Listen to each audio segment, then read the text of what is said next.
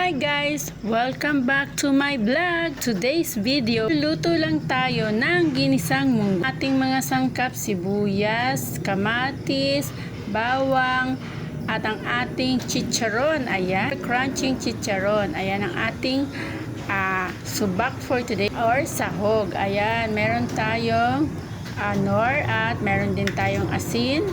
Siyempre, ang ating nilagang munggo. Inalalambot muna natin bago tayo magisa ng ating sibuyas, kamatis at ang ating bawang. At samahan nyo ako hanggang dulo guys. Naggisa na tayo ng ating bawang. At susunod natin dyan ang ating sibuyas. Saute muna natin. Ang ating isusunod dyan ay ang ating kamatis na napakamahal. Yan mga mare, thank you so much po aking mga followers. And then ilalagay na natin ang ating sausage. Isaute muna natin until mag golden brown bago natin ilagay ang ating nilagang munggo. At ilalagay na natin ang nilagang munggo. Saute muna natin para mas masarap siya. Ayan, saute muna natin siya. Ayan, medyo lagang-laga na siya guys, kaya pwede na siya nating ihalo. Ayan, at napakasarap niyan guys, simpleng luto lang. Ayan, at ilalagay na natin ang beef cubes.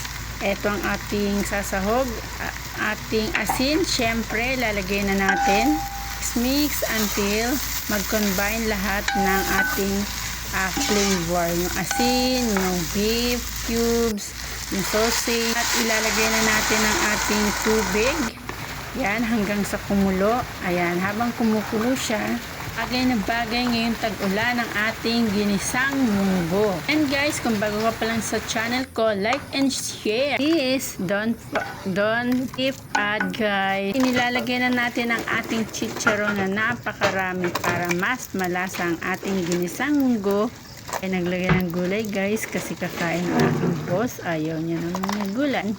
Saute lang natin yan at maya maya guys, napakasarap ng ating ginisang munggo with chicharon. Ayan, paanahin muna natin siya, palambutin muna natin ang ating chicharon. Ready to serve na ang ating ginisang munggo with chicharon.